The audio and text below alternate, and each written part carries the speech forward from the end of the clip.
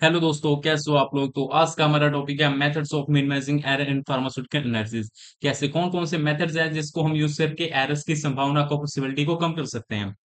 ये हमारे B farm के फर्स्ट सेमेस्टर का फार्मास्यूटिकल इनऑर्गेनिक और एनालिटिकल केमिस्ट्री सब्जेक्ट का टॉपिक है, यूनिट 1 का। ठीक है। तो मैंने इससे पहले कुछ वीडियोस बनाई हैं कि एरर क्या होता है, कौन कौन से सोर्सेज हैं, कितने टाइप्स के एरर होते हैं। ऑलरेडी अपलोड कर चुका हूँ चैनल पर, आप जाके देख सकते हैं। तो इस वीडियो में आपको मैं बताने लगा हूँ कौन कौन से ऐसे मेथड्स हैं जिनको यूज करके हम एरर्स की पॉसिबिलिटी को कम कर सकते हैं। ठीक है। तो पहले हम थोड़ा समझ लेते हैं एरर क्या होता है। ठीक है, आपको थोड़ा पता होना चाहिए इसके बारे में। बेसिकली हम एरर को ऐसे डिफाइन करते हैं जब हमारी ऑब्जर्व या फिर मेजर्ड वैल्यू मैच ना कर रही हो हमारी ट्रू वैल्यू के साथ। मतलब सपोज करो जो एक सम है हमारे पास। ठीक है। उस सम का आंसर है 100, हमें भी पता है उस सम का आंसर 100 है। ठीक है। बट जब हमने उस सम को सोल्व किया तो हमारा आंसर है 98। जो 100 है वो हमारा ट्रू वैल्यू है, हमें पता है। जो हमारा सोल्व आउट करके आंसर आया है वो हमारा मेजर्ड वैल्यू है, जो ऑब्जर्व वैल्यू हम उसको कह सकते हैं या फिर मेजर्ड वैल्यू कह सकते हैं। वो 98 आया, जो कि मैच नहीं हो रहा। तो हम उसको क्या बोलेंगे, हम उसको फार्मास्यूटिकल एनालिसिस के अकॉर्डिंग बोलेंगे एरर। वो एरर है जब हमारा ट्रू वैल्यू और ऑब्जर्व वैल्यू मैच ना कर रहे हो, हम उसको एरर बोलते हैं। ठीक है। अब बहुत सारे मेथड्स हैं जिसके थ्रू हम इसको कम भी कर सकते हैं। ठीक है। अब थोड़े हम पहले इसकी डेफिनेशन देख लेते हैं। Methods of minimizing error are the steps follow to reduce और prevent error during pharmaceutical analysis. These methods helps improve the accuracy, precision, reliability, reproducibility of analytical results। ये वही चीज है कि बहुत सारे मेथड्स है जिसके थ्रू हम एरर को कम कर सकते हैं, उसकी एक्यूरेसी, प्रिसीजन, रिलायबिलिटी, रिप्रोड्यूसिबिलिटी को वगैरह को इंक्रीज कर सकते हैं। अब एक्यूरेसी प्रिसीजन क्या होता है, आपने पहली बार सुना होगा। जैसे एक्यूरेसी होता है कितना हमारा जो आंसर है, कितना हमारा जो वैल्यू है वो क्लोज है ट्रू वैल्यू के। मतलब जब हमारा हमें पता है 100 आंसर है, बट जब हमने आंसर निकाला अपना वो 98 है। जब दूसरी बार सोल्व किया तो हमारा आया 99। तो हम क्या बोलेंगे, जो 99 है वो हमारा एक्यूरेसी है, जो एक्यूरेट वैल्यू। मतलब क्यों, जो एक्यूरेसी है हम उसको डिफाइन करते हैं हमारी जो वैल्यू सबसे ज्यादा करीब है अपनी ट्रू वैल्यू के साथ। जो 99 है वो ज्यादा क्लोज है 100 के एज कम्पेयर टू 98। तो हम बोलेंगे जो 99 है वो हमारी एक्यूरेसी है। ठीक है। और प्रिसीजन क्या होता है, प्रिसीजन मतलब होता है कि हमारी कोई वैल्यू बार बार रिपीट हो रही है। मतलब जैसे हमने सोल्व किया आंसर, ठीक है, 5-6 बार सोल्व किया, हमारा 98 भी आया, 99 भी आया। बट जो 97 है वो 3 बार आया। 5 बार सोल्व किया, बट जो 97 वो हमारा 3 बार आया। तो हम क्या बोलेंगे, जो हमारी 97 वो हमारी प्रिसाइज वैल्यू है, क्योंकि वो बार बार रिपीट हो रही है। कोई वैल्यू बार बार रिपीट हो रही है उसको हम प्रिसाइज वैल्यू कहते हैं। ठीक है। रिप्रोड्यूसिबिलिटी वगैरह, मतलब कि कितना आउटपुट देगा, तो ज्यादा आउटपुट देगा ऑब्वियसली जब हम उसकी एरर को ठीक कर देंगे। रिलायबिलिटी, हम उस पर ज्यादा डिपेंडेंसी अपनी मतलब उस पर ज्यादा डिपेंडेंट हो सकते हैं कि हाँ ये हमारा इंस्ट्रूमेंट है, ये बार बार हमारी सही वैल्यू देगा। ठीक है। डिपेंडेंसी को हम रिलायबिलिटी कहते हैं, रिप्रोड्यूसिबिलिटी को हम आउटपुट कह देते हैं, है ना। तो अब हम इसका पहले मेथड देखते हैं, रेगुलर कैलिब्रेशन ऑफ इंस्ट्रूमेंट। ये इसका पहला मेथड है। अब ये क्या होता है, देखो देखो हमारे ना ऐसे कुछ मेथड्स हैं, 7 मेथड्स हैं, एक एक करके डिस्कस करते हैं। पहला क्या होता है, कैलिब्रेशन वाला इंस्ट्रूमेंट। ये क्या होता है, देखो आपने कोई भी सुना हो कि हम कोई भी इंस्ट्रूमेंट यूज करते हैं, चाहे वो प्रोडक्शन डिपार्टमेंट में हो, चाहे वो क्वालिटी कंट्रोल डिपार्टमेंट है, क्वालिटी कंट्रोल डिपार्टमेंट में हो, उसको पहले हम कैलिब्रेट करते हैं। कैलिब्रेट मतलब क्या होता है, सीधा समझो, उसका पहले हम वैल्यू सेट करते हैं, स्टैंडर्ड वैल्यूज के साथ कंपेयर करके उसको वैल्यू सेट करते हैं। मतलब कभी आपने सुना है जो पीएच होता है, पीएच मीटर, एक इलेक्ट्रॉनिक पीएच मीटर भी आता है ना, पीएच मेयर करने के लिए। अब देखो जो पीएच मीटर आता है ना, हम उसको डायरेक्ट ऐसे नहीं, जैसे समझो हमारे पास टेस्ट सैंपल है, उसका हमें पीएच में पता करना है। ठीक है। हम डायरेक्टली उसको सीधा पीएच मीटर में, पीएच मीटर के थ्रू उसका सीधा डायरेक्टली हम नहीं पता कर सकते पीएच को। वो आगे पीछे बता सकता है, वो ज्यादा कम बता सकता है, वो एक्यूरेट नहीं बताएगा। क्यों, क्योंकि हमने उसका पहले कैलिब्रेट ही नहीं किया उसको। अब कैलिब्रेट कैसे करेंगे, देखो कोई भी पीएच मीटर है, पहले हम उसको डिप करेंगे अपने न्यूट्रल सोल्यूशन में। अब न्यूट्रल सोल्यूशन में पता है कितना होता है, 7 होता है। जब न्यूट्रल सोल्यूशन में हम उसको डिप करेंगे तो हमारा वैल्यू सेट हो जाएगा 7। ठीक है। हमारा जो इंस्ट्रूमेंट है वो कैलिब्रेट हो चुका है। अब हम उसको टेस्ट सैंपल में डिप करके या जैसे भी करना हो वैसे पता कर सकते हैं, वो हमारा सही बताएगा। फिर हम उसको एक बार कैलिब्रेट करते हैं। ये हो गया हमारे पीएच मीटर का। हम हमेशा ऐसे ही करते हैं पीएच मीटर को, पहले न्यूट्रल सोल्यूशन में डिप करते हैं, फिर उसके बाद जिसका पता करना था उसमें डिप करके पता करते हैं। ठीक है। अब दूसरा समझो, एक वेइंग बैलेंस है। ठीक है, वेइंग बैलेंस है। अब जो हमें समझो कि हमारे कोई 10 ग्राम का पैकेट है, ठीक है, हम उसको वे कर रहे हैं, तो वो हमारा समझो 10 ग्राम में से 9 ग्राम बता रहा है। ठीक है। 1 ग्राम गायब हो जा रहा है, बट हमें पता है वो 10 ग्राम का है, बट वो 9 ग्राम बता रहा है। क्यों, क्योंकि वो कैलिब्रेट ही नहीं है। हम उसको पहले कैलिब्रेट करेंगे, कैसे करेंगे, उसमें एक ऑप्शन होता है कैलिब्रेशन का, उसको हम पहले बार जीरो करेंगे, फिर जीरो करेंगे, उसको एक दो बार कैलिब्रेट करेंगे, वार्म अप समझो, वार्म अप करवाएंगे उसको। ठीक है। उसके बाद जब हम ये करेंगे तब वो एक्यूरेट वैल्यू बताएगा। तो बेसिकली यही होता है, calibration is the process of comparing an instrument with a standard reference, adjusting it to provide accurate value. मतलब कि हम उसको कंपेयर करके एडजस्ट करते हैं स्टैंडर्ड रेफरेंस के साथ। अब स्टैंडर्ड रेफरेंस हमारे पीएच मीटर में क्या है, 7, जो हमने लिया था न्यूट्रल सोल्यूशन, वो हमारा एक स्टैंडर्ड रेफरेंस गया, जिसके हेल्प से हम उसको कंपेयर करके हम उसका एक अपना सेट करते हैं वैल्यू, ठीक है? फिर उसके बाद हम जो हमारा टेस्ट सैंपल है उसमें डिप करके हम पता करते हैं। तो बेसिकली हम ये हमारा एक प्रोसेस है जब हम उसको कंपेयर करते हैं एक स्टैंडर्ड रेफरेंस के साथ। स्टैंडर्ड रेफरेंस हमारा न्यूटन सॉल्यूशन हो गया, ठीक है? इंपॉर्टेंस क्या है? एन अनकैलिब्रेटेड इंस्ट्रूमेंट में गिव्स इनकरेक्ट रिजल्ट ऑब्वियसली, ठीक है? Example calibrate analytical balance before weighing, कि हमने पहले कैलिब्रेट ही नहीं किया एनालिटिकल बैलेंस पहले वे करने से पहले, तो ऑब्वियसली में गलत आ सकता है ना? Calibrate pH meter using standard buffer solution, बोले ना कि कैलिब्रेट करो पहले एनालिटिकल बैलेंस को वे करने से पहले, और जो पीएच मीटर है उसको भी स्टैंडर्ड बफर सॉल्यूशन कोई भी न्यूट्रल हो गया, ठीक है? उसके साथ पहले आप कैलिब्रेट करो, फिर करो check burette with and prepared before correct volume, कि जैसे कि आप करेक्ट वॉल्यूम इसको कैसे मतलब इसका एग्जांपल क्या है? मतलब देखो, आप समझो कि हमारे पास 10 ml कोई चीज पड़ी है, ठीक है? वो 10 ml है, आप उसको डालो ब्यूरेट के अंदर, ठीक है? उसको एक दो बार डालो, बाहर निकालो, डालो बाहर निकालो, फिर उसको कैलकुलेट करो। एक हमारे ये ना इलेक्ट्रॉनिक ब्यूरेट्स की बात हो रही है, ठीक है? वो दूसरे ब्यूरेट की बात नहीं हो रही है, इलेक्ट्रॉनिक ब्यूरेट्स की बात हो रही है, ठीक है? उसमें भी होता है, या पिपेट्स वाले इलेक्ट्रॉनिक उसकी बात हो रही है यहाँ पे, उससे चेक कर सकते हैं। इसको एक बार सेट करो, ठीक है? अब इसके बेनिफिट्स क्या है? एक्यूरेसी ज्यादा आएगी, हमारा रिड्यूस सिस्टमैटिक एरर कम हो सकता है, ठीक है? वो आप देख सकते हो। पुअर मेंटेनेंस ऑफ इंस्ट्रूमेंट्स, अब ये क्या है? समझो जो हमारे इंस्ट्रूमेंट्स हैं वो क्लीन ही नहीं है, वो उनको हम देख ही नहीं रहे हैं, क्या पता वो अंदर से टूट गया हो, उसमें कोई डिफेक्ट हो, हम उसको क्लीन वगैरह नहीं है, उसमें कुछ पेस्ट कंट्रोल वगैरह कुछ भी आई है, उसकी वजह से तो एरर आ सकता है ऑब्वियसली ना। अगर हमारे इंस्ट्रूमेंट ही नहीं सही है उसकी वजह से तो एरर आ सकता है, वो क्लीन नहीं है, उसको हम सर्विस नहीं कर रहे हैं, मतलब उसको हम ठीक ही नहीं कर रहे हैं, उसको इंस्पेक्ट ही नहीं कर रहे हैं, उसको जैसे रखा वैसे ही रखा हुआ है, मतलब कोई देखभाल नहीं उसकी, उसकी वजह से भी एरर आ सकता है। हमें हमें उसको रोज डेली इंस्पेक्ट करना चाहिए, उसको क्लीन करना चाहिए, तो जिसकी वजह से एरर की संभावना कम हो जाए, ठीक है? जैसे clean glassware after every experiment, कि जितने भी ग्लासवेयर है उनको क्लीन करो, रिप्लेस डैमेज इलेक्ट्रोड्स, जितने भी इलेक्ट्रोड्स है उसको रिप्लेस करो। वही चीज है, आप एक बार रीड करूंगा आपको समझ आएगा, इजी बढ़ेगा, ठीक है? प्रॉपर ट्रेनिंग ऑफ एनालिस्ट, अब देखो एनालिस्ट की वजह से भी एरर आ सकता है, कैसे? आप सोर्सेज देखो ना, उसमें आपको पता लग जाएगा। अब देखो कोई एनालिस्ट है जो अपना परफॉर्म कर रहा है, उसको नॉलेज नहीं है, मतलब समझो कि उसको नॉलेज ही नहीं है उस चीज के बारे में जो वो कर रहा है। समझो कि जैसे समझो वो वॉल्यूमेट्रिक टाइट्रेशन कर रहा है, ठीक है? और उसे पता ही नहीं है कि जो हमारे नीचे क्या रखते हैं और ब्यूरेट के अंदर क्या रखते हैं। जो कॉनिकल फ्लास्क होता है उसके अंदर हमेशा हम टेस्ट सैंपल रखते हैं, और जो हमारा ऊपर ब्यूरेट के अंदर होता है उसके अंदर हम स्टैंडर्ड सैंपल रखते हैं जब हम टाइट्रेशन करते हैं। बट जो एनालिस्ट है उसको पता ही नहीं है, वो गधा है, वो क्या कर रहा है? उल्टा कर रहा है, जिसकी वजह से क्या एरर आएगा ऑब्वियसली, है ना? तो उसको हम अच्छे से ट्रेनिंग दो, उसको सिखाओ, उसके बाद वो अच्छे से काम करेगा, ठीक है? आप इसको रीड करोगे समझ आओगे, ठीक है?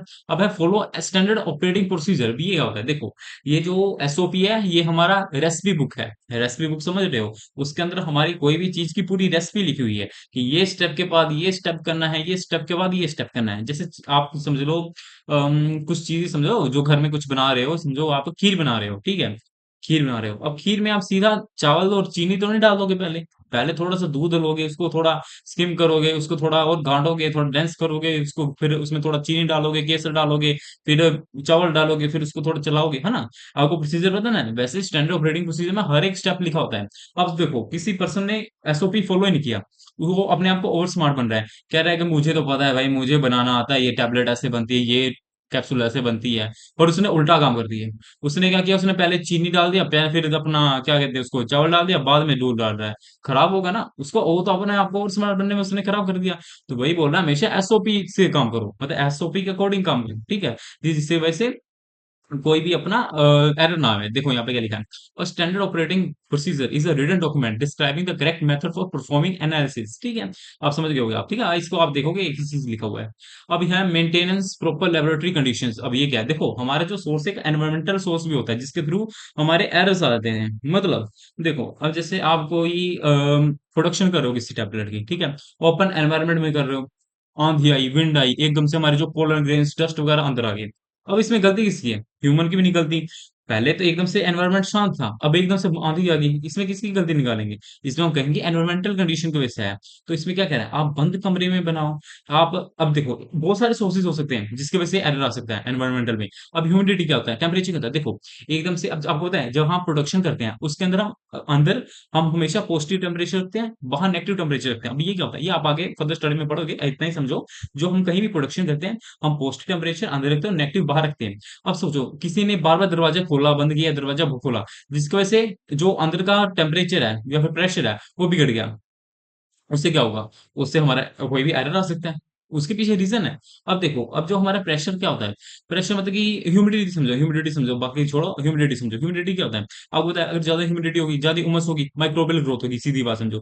अब हमने ऐसा कंडीशन रखा है कि अंदर उतनी ह्यूमिडिटी ना रहे, ठीक है, हमने ऐसा रूम बनाया है जिसके अंदर ह्यूमिडिटी ना रहे। हमने एग्जॉस्ट लगाया, हैव लगाया, सब कुछ लगाया है, एयर कंडीशनिंग सारा सिस्टम लगाया। बट क्या हुआ, एकदम से हमने बार बार दरवाजा खोल रहे हैं, बंद कर रहे हैं, दरवाजा खोल रहे हैं। अब जैसे अब एयर कंडीशन, आप एसी लगाते हो अपनी रूम में, तो हम जब एसी ऑन करते हैं, हम कहते हैं ना कम से कम दरवाजा खोलो, नहीं तो कूलिंग नहीं होगी। तो वैसे ही समझो ह्यूमिडिटी में क्या हुआ, उसने बार बार खोला, कूलिंग नहीं हुई, ह्यूमिडिटी आई, ह्यूमस आई, उसमें से माइक्रोबियल ग्रोथ होगी। लाइटनिंग की वजह से भी हो सकता है, डस्ट की वजह से भी हो सकता है, तो ये सब हमारे एनवायरमेंटल कंडीशन जिनकी वजह से हो सकता है। तो वही कह रहे हैं, इनको कंट्रोल रखो, जिसकी वजह से हमारा एरर नहीं आ पाएगा। अब हम बात करते हैं यूज हाई क्वालिटी रिजल्ट्स। अब रिजल्ट्स क्या होते हैं, देखो, हम कोई भी चीज बनाते हैं उसमें रिजल्ट्स, मतलब कोई भी चीज में कुछ भी डालते हैं हम उसको रिजल्ट्स बोलते हैं। जैसे जैसे आप समझो एक टैबलेट बना रहे हो, टैबलेट के अंदर क्या क्या होता है, हमारा एपीआई होता है, एक्सिपिएंट्स होते हैं, एक्सिपिएंट्स के अंदर भी हमारे डाइल्यूएंट्स होते हैं, बाइंडर्स होते हैं, प्रिजर्वेटिव्स होते हैं, कलरेंट्स होते हैं, डिसइंटीग्रेंट्स होते हैं, ग्लाइडेंट्स होते हैं, कितना कुछ होता है। अब हमने क्या किया, हमने पैसा बचाने के चक्कर में थोड़ा लो लो क्वालिटी का डाल दिया। अब लो क्वालिटी मतलब खराब क्वालिटी, जिसकी वजह से एरर आ सकता है। तो वही कह रहे हैं कि भाई जो भी यूज करो, chemically properly prepared standard solution use करो। स्टैंडर्ड मतलब हाई क्वालिटी सोल्यूशन यूज करो। पुअर क्वालिटी और कंटेमिनेटेड रीजंस में produce incorrect incorrect chemical reaction. Obviously अगर उसके अंदर कुछ इंप्योरिटीज है, तो अपनी इनकरेक्ट केमिकल रिएक्शंस वगैरह होंगी, ठीक है, जिसकी वजह से एरर वगैरह आ सकता है। जैसे यहाँ पे लिखा है यूज फ्रेश NaOH, मतलब कि वो साफ साफ वगैरह स्टैंडर्ड NaOH का यूज करो। सोडियम हाइड्रोक्साइड अच्छा लेवल का यूज करो, अच्छे क्वालिटी का यूज करो। उसको एक्सपायरी डेट देखो पहले, यूज करने से पहले कहीं एक्सपायर तो नहीं है, ठीक है। तो ये सब बोल रहे हैं कि अच्छे लेवल का यूज करो। अब हमारा लास्ट है कि हमारा repeat the experiment and take the average. ये बोल रहा है कि हमने कोई चीज एक्सपेरिमेंट कर ली है, उसको बार बार चेक करो, उसको 2-3 बार फिर से फॉलो अप करो। क्यों, कि हम बार बार उसकी वैल्यूज को मैच करें, कि हमारे जो पहली बार है उसमें 7 वैल्यू आई है, फिर उसको गेन करो। जब तक एक जैसी वैल्यू ना आए तब तक उसको रिपीट करो। जैसे देखो, आपने कोई चीज फॉलो की है, हमने चीज कोई समझ लो कि एनालाइज की है, ठीक है, कोई सम निकाला है, समझो यार, सम भी नहीं, सम छोड़ो यार, कोई समझो कोई मैयर किया है यार, ठीक है, उसमें आपका जो पहली बार है 7 मिल रहा है, ठीक है, दूसरी बार 6.90 मिल रहा है, ठीक है, 6.90, ठीक है, उसके बाद थर्ड बार आ रहा है आपका 7, फिर फोर्थ बार 7, जब तक 7 आए तब तक रिपीट करो। जब आपकी एक स्टेबल वैल्यू आने लग पड़े, समझ लो आपका सही है, ठीक है। तो ये बोला है उसको बार बार रिपीट करो, जैसे बोल रहे हैं ना, इफ वेट्स ऑब्टेन्ड 10.01 ग्राम, फिर 10 ग्राम, फिर 9.90 ग्राम, ठीक है। तो इनको फिर एक बार इसको जितनी वैल्यू से उनको कैलकुलेट करके मीन निकालो, फिर हमारा वैल्यू है उसको 10 ग्राम निकालो, मतलब 5-6 बार उसको फॉलो करो। यहाँ पे जितनी बार फॉलो करोगे उतना आपके लिए अच्छा रहेगा। फिर उसका मीन निकाल के आप पता कर सकते हो कि हाँ भाई ये हमारी वैल्यू है, ठीक है। अब बात करते हैं केयरफुल ऑब्जर्वेशन एक्यूरेट रिकॉर्डिंग। ये वही है, जैसे अब एक्यूरेट रिकॉर्डिंग क्या होती है, देखो, जब हमें कभी भी किसी चीज का रीडिंग चेक करना होता है ना, जैसे आप समझ लो टाइट्रेशन ही करते हो, तब हम इसमें देखते हैं कि कितना हमारा स्टैंडर्ड वॉल्यूम, कितना स्टैंडर्ड सब्सटेंस का कितना वॉल्यूम यूज हुआ है। तो हम उसको हमेशा आई लेवल पे रख के चेक करते हैं, मतलब कि जो चीजें हैं वो हमेशा आई लेवल पे रखे हम उसको चेक करते हैं। ये ना कि वो चीज ऊपर है हम नीचे से देख रहे हैं, ठीक है, वो एक्यूरेट इनएक्यूरेट आ सकता है। हमेशा कोई भी चीज को हम वैल्यू देखनी होती है, रिकॉर्डिंग करनी होती है, तो हम उसको आई लेवल पर रख के देखते हैं, ठीक है, ये चीज याद रखिएगा। जैसे समझ लो आप किसी सिलेंड्रिकल गिलास है आपके पास, सिलेंड्रिकल समझो सिलेंडर है, ठीक है, उसके अंदर आपने कोई वॉल्यूम भरा हुआ है, समझ लो एसिड बोल लिया उसमें, उसके अंदर आपने 50 ml का आपका सिलेंडर है, उसके अंदर आपने 40 ml 40 पॉइंट समझो 40.5 आपको एसिड लेना था, ठीक है, बट आप उसको नीचे से देख रहे हो, मतलब कि उसने आपको आपने उसको आई लेवल पे नहीं रखा। उसकी वजह से क्या होगा, आपको थोड़ा ऊपर नीचे दिख सकता है, मे बी जिसका हाई मेनिस्कस लो मेनिस्कस का हो, शायद पता हो, हाई मेनिस्कस मतलब कि ऊपर वाला, लो मेनिस्कस नीचे वाला, ठीक है, वो ऊपर नीचे हो सकता है, जिसकी वजह से क्या इनएक्यूरेट आपकी रीडिंग आ सकती है। इसलिए हमेशा कहते हैं उसको आई लेवल पर रख के रखो, आई लेवल पर देखो कि कोई इनएक्यूरेट रीडिंग वगैरह ना आप नोट करवाओ, ठीक है, मतलब हमेशा अच्छे से दिखे आपको, ठीक है। यूज वैलिडेट एनालिटिकल मेथड्स, मतलब हमेशा एनालिटिकल मेथड यूज करो, वैलिडेट मतलब देखो, जैसे हमारी जो टैबलेट्स है वो भी 3-4 तरीकों से बनती है। टैबलेट एक हमारी ड्राई ग्रेनुलेशन से भी बनती है, एक वेट ग्रेनुलेशन से भी बनती है, एक डायरेक्ट कंप्रेशन मेथड से भी बनती है।